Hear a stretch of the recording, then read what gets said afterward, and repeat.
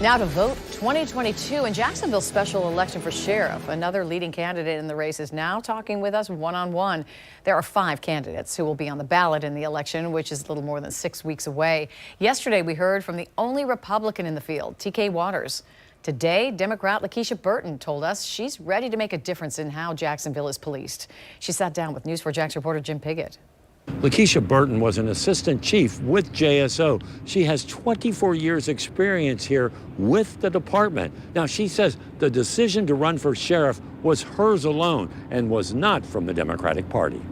Nobody controls me, nobody, no group, and no political party. What I am committed is committed to the people, and I believe that law enforcement has become overly politicized at a detriment of police departments across this country, even the Jacksonville Sheriff's Office.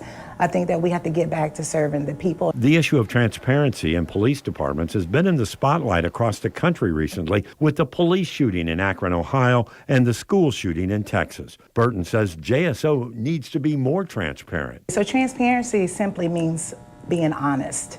So we have to start having honest, open dialogue with our community, and that's what I've always done. Part of that has to do with the police budget. This year, JSO is asking for nearly $540 million.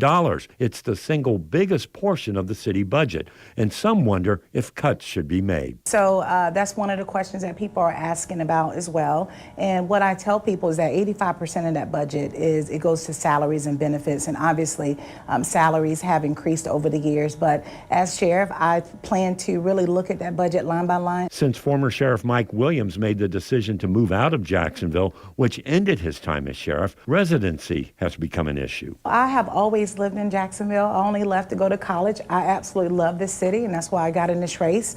I believe that city officials, elected officials, should reside in the community that they serve. So it's not a second thought for me. I feel an obligation to live in the community that I serve. Jim Piggott, Channel 4, the local station.